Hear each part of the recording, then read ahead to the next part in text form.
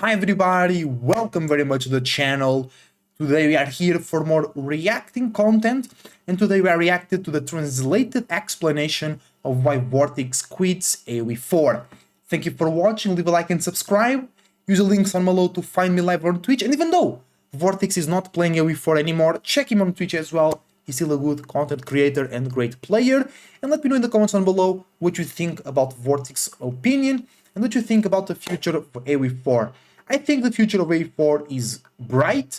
I think the game is evolving in a very good direction.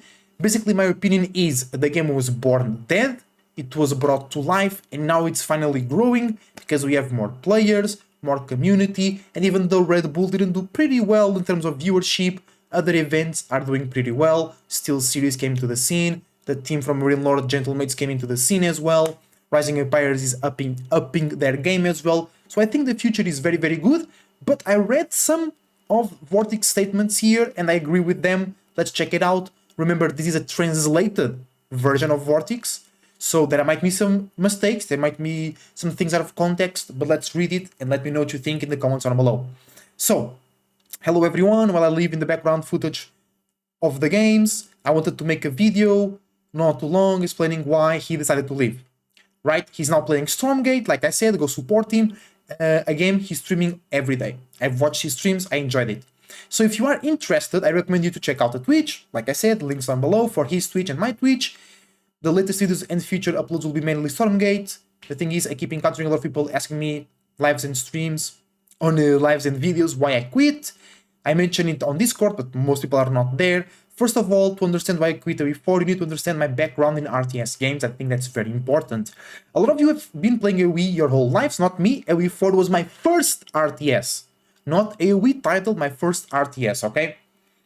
Then, you started playing AOE 3, 2, or even 1, maybe even Age of Mythology, but never AOE before, right? He competed for 15 years, but he never played AOE before.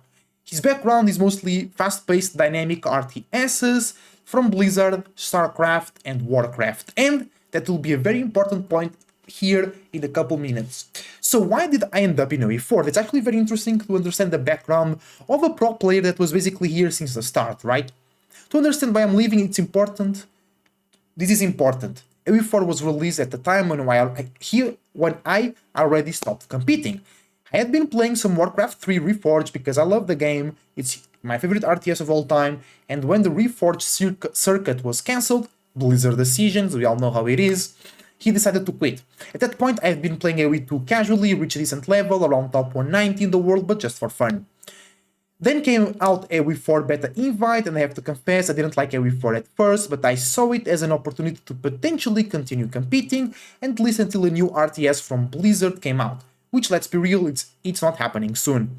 So AOE4 was a big game, and it seemed like it could have a big esports scene. AOE4 is the first game that I joined directly for the competitive scene, and I think that was a problem as well. A lot of people came to be competitives, and they didn't enter through, oh, I like the game. No, they entered through, let me compete. Which, I think it was a problem, but it's not anymore. Not because I loved it, because he wanted to compete, right? I didn't like it initially, but I grew to enjoy it eventually. Don't think I'm one of those who now hates it and say it's a bad game. They will be lying. Age of Empires 4, it's not a bad game. Point, period. No. I ended up liking AOE4, but it wasn't love at first sight. I kept playing because I did pretty well in the beta, finishing top 2 on the internal ladder. Great. Then the official leaderboard came out, and well, things worked out for me. Many aspects of AOE4 started to really frustrate me, and here it's where we start to get into under the nails, start to understand his position, and mostly I agree with his position. We'll get it in a minute. Anyone who has followed my streams probably knows what I'm talking about. Basically, I feel that AOE4 is, well, why has it stalled? It has several serious design flaws. One of them is siege design. Everybody knows that right now. It's absurd that the best counter to siege units is other siege units. And I was talking with that on my stream, right, like a game before the game I just finished. And I came to the conclusion that there is 3 root problems, right? Body blocking, and springles, right? Or body blocking, springles, and mass ranged units. Yeah, that's true. So body blocking, basically it's placing your units around the siege. You can kill it with melee units. Springles, they counter themselves and they counter other siege pieces, right? And then we have mass ranged units. Because people say, get rid of springles. But if you get rid of springles, how do you counter the enemy mangonels? Because they can body block. Get rid of mangonels. But if you get rid of mangonels, how do you counter mass ranged units? You don't. But there is one unit, guys, that can solve all of this. And one unit that has been underperforming and being a meme for a long time that can solve all of this. Let me know in the comments down below if you got it right. It's horsemen.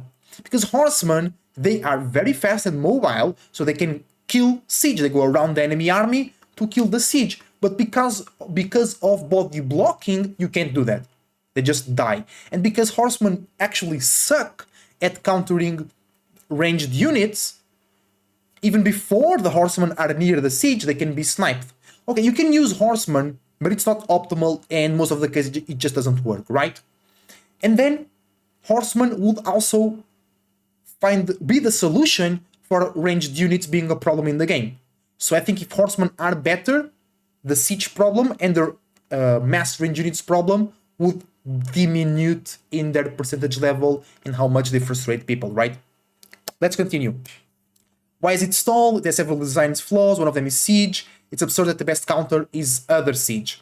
This leads to late game scenarios where both players are just spamming siege, which is really common in AOE4. It's a major design flaw. I agree. Thankfully, it's mostly confined to late game now, because in earlier stages, like Feudal Age, it used to be even worse.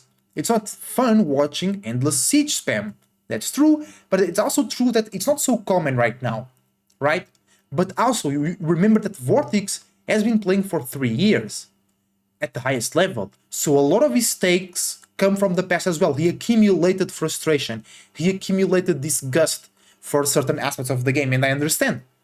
He was making his livelihood out of a game that he thought had some dumb mechanics, and that makes any person a bit frustrated, right?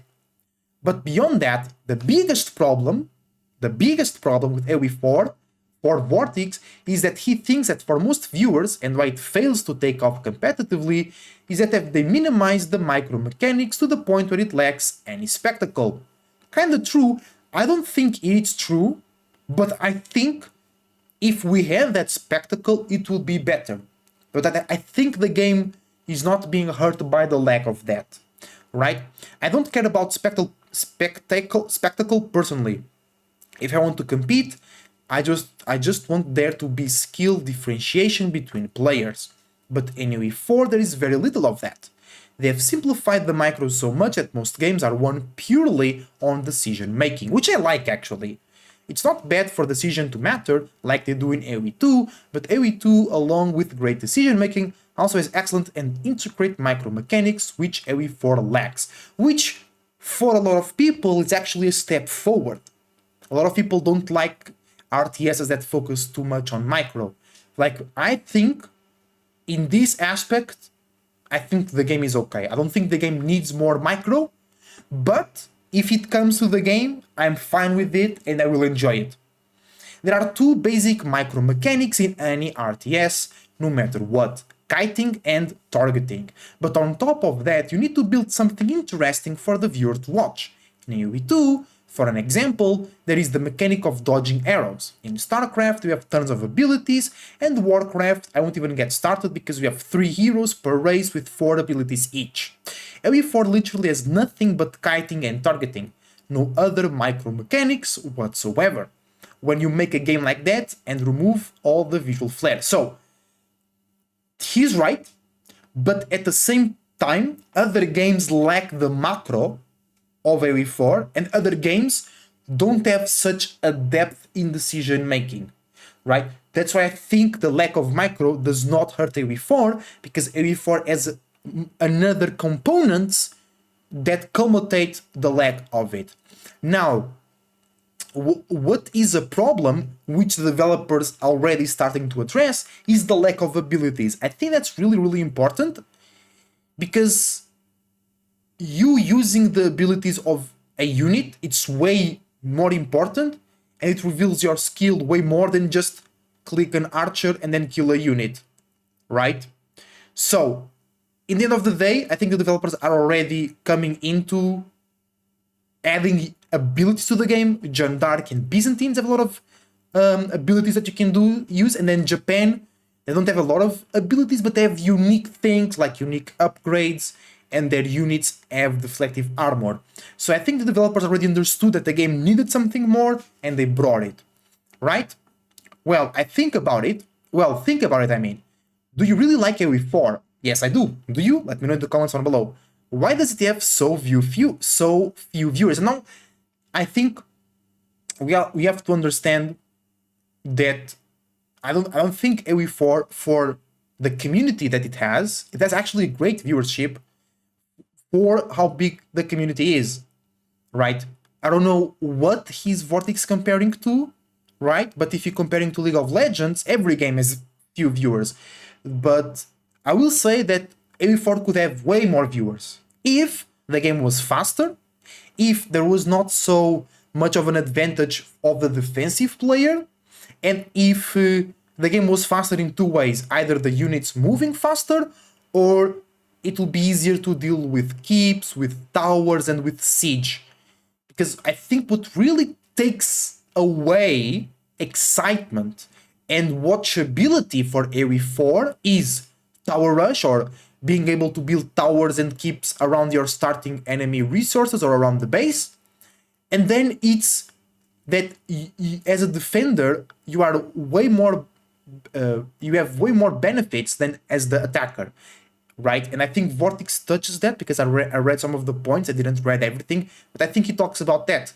And when you do that, basically, what is exciting on a game, even sports, is when the team is going back and forth, or when the attacking team is rewarded, right? That brings excitement, that brings likability towards the event.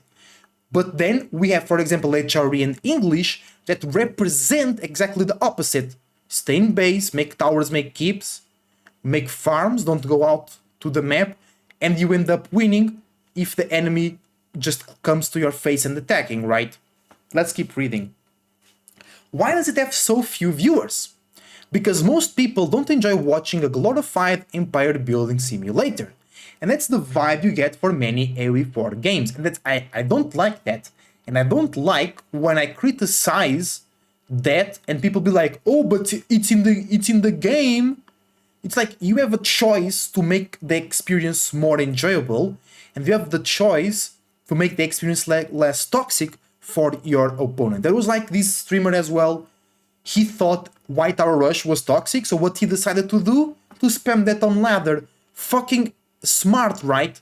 You do something that you don't like to others. That just makes no sense, right? But I think AOE4 rewards too much those type of things, and I think that really hurts the player base and the viewership. You are not watching an esport, says Vortix. You are watching a guy sit in his base for 10 to 15 minutes, pumping out units, then they mass their armies and boom, that's it. For me, coming from other RTSs, that's incredibly boring, and I agree, even though I love the game, I play the game, and I cast the game, and I make videos about it. For example, Dark Age, completely boring, and when two players go for fast castle, bro, it's the worst thing ever. It's basically 10 minutes of nothing. 10 minutes of one tower on the gold, the other guy makes a tower on the gold, and that's it. 10 minutes. And that also comes from the fact, I don't know if Vortix touched that point, I think it's too easy to go to the castle age and then spam units. That's why many people don't play feudal, right? Because it's very hard to then counter castle age, right? It has been worse, to be honest. But for example, when the new civs came out, Japan, Ayubits, Zushi, and even Byzantines could do pretty easy fast castles, and then HRE, the king of fast castles, right? So there was a focus on that. Now it's a bit tougher because people learn how to counter it, but let's keep reading, right? For me, coming from RTS, that's boring. Static defenses are poorly designed. True, I think it's too easy to just spam keeps or spam towers, and it's very hard to take care of them, right? The stone walls, the keeps, it all seems geared towards a very slow defensive playstyle. And I think, in my opinion, and I want to know yours, this is the biggest problem. For me, this is the biggest problem. It all seems geared towards a very slow defensive playstyle. And when you are watching specifically, that sucks. So when you are playing, that also sucks. Okay, some people prefer that playstyle, right?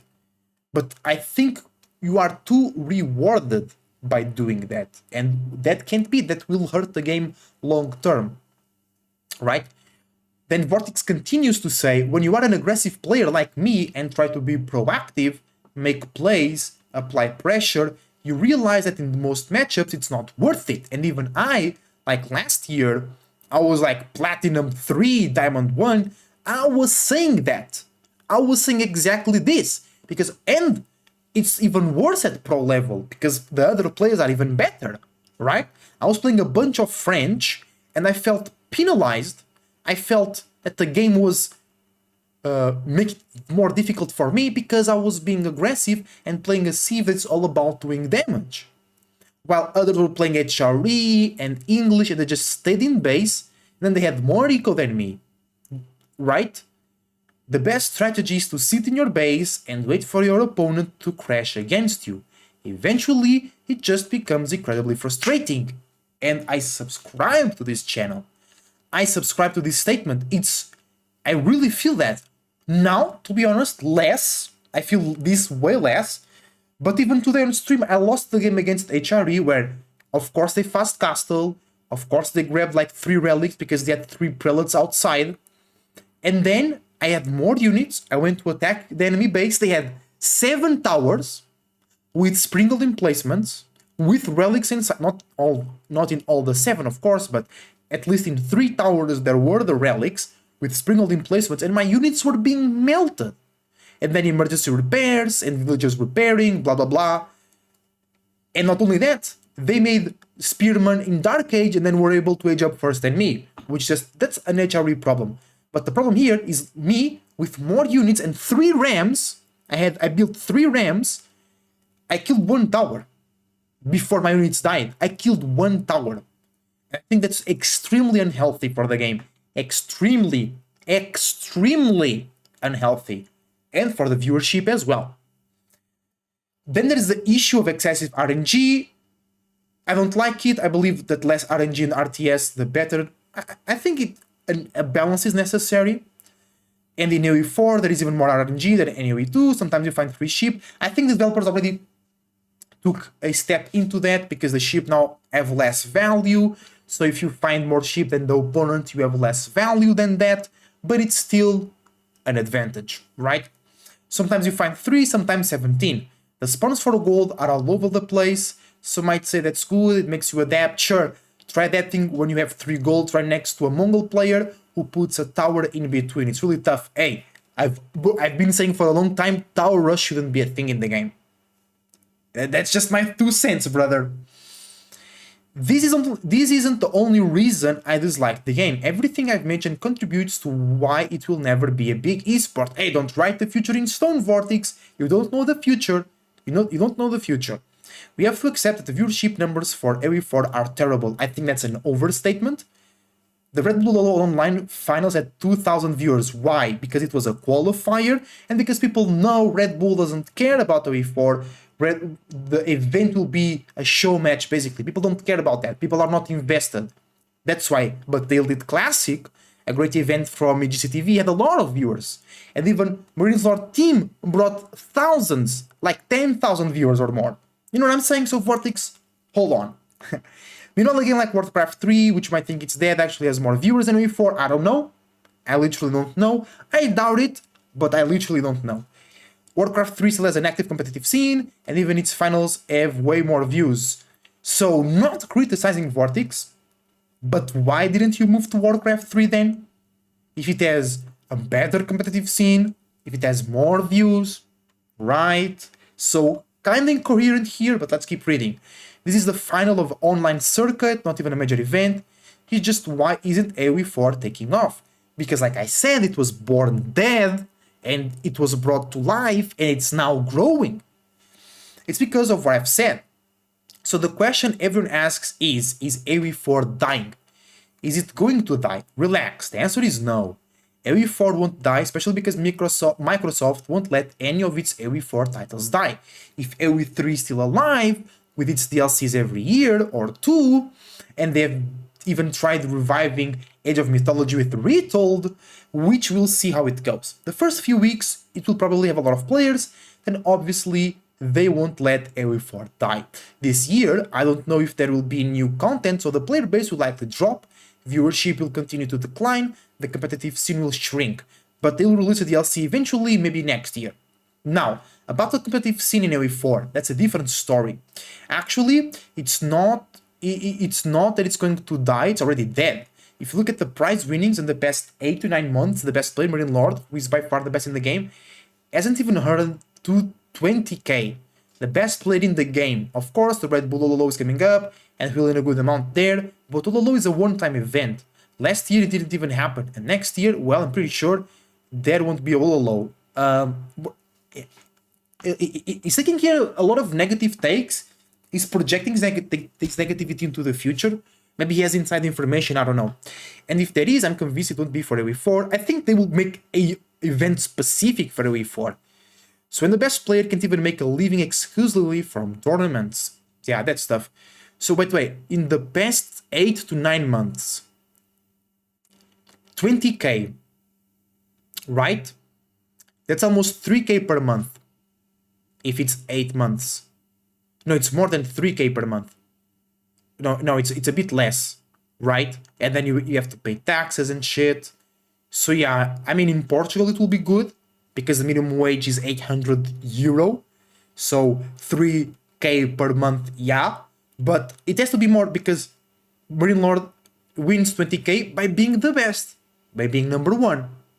Not every, there is only one number one. So other people need more money to stay in the scene, because if the best one only makes 20k, the fourth best is making, yeah, we need more, that's true. The game is competitively dead because there is no incentive for new players. Bro, and you know why? You know why? Because of sieves like English and HRE. Who wrote this? Vortix wrote this. Bro, because of sieves and because of the defensive playstyle and the slow playstyle. And because of sieves like English and HRE, bro, it is. I'm telling you, there is not a lot of room for innovation and excitement because you get penalized for that. And it can't be. Well, not that there's no interest, but it's impossible for a new player to invest enough time to get good. So you start today, realize you are pretty good, reach top 20 in the world, and you want to push for top 3. You are going to have to play full-time for 4 to 6 months because the current top 3 are all full-time players, and even if you reach top 3, you won't earn enough to live off it. It's simply not viable to be a pro gamer in AOE4. It's completely unfeasible. So yes, AOE4 is completely dead competitively. The moment that happens in an esport, it's dead. Right now, only 3 people can live off AOE4. Marine Lord because he wins all the tournaments and has a big organization backing him.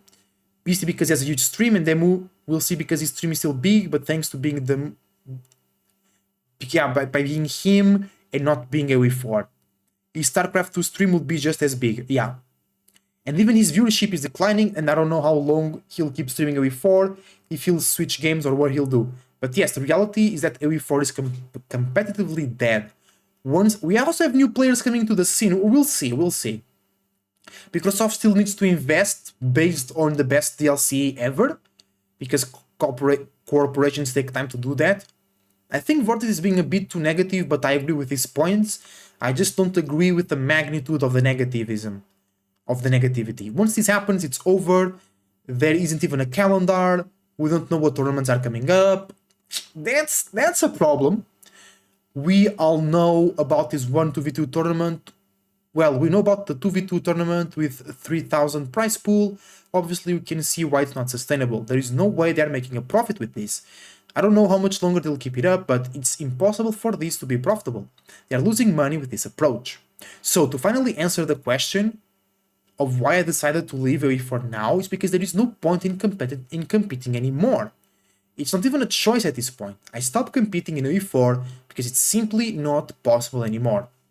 The Red Bull Lolo just finished, there are no tournaments announced, and there is a LAN in America, but it's not like StarCraft 2 where you have the whole year planned out and can decide which tournaments to enter. That's important. That's really important. You're just waiting to see if the big organizations decide to keep investing or just give up, which looking at the numbers seems likely. No, they'll not give up. I don't know how much longer they'll keep it going, but it's impossible for it to be profitable for them. So I had two options, keep playing casually or, well, as many of you know, I'm an engineer, so I could go back to working in my field or try something different in another RTS. It was a coincidence. It's not that I quit AOE4 for Stormgate.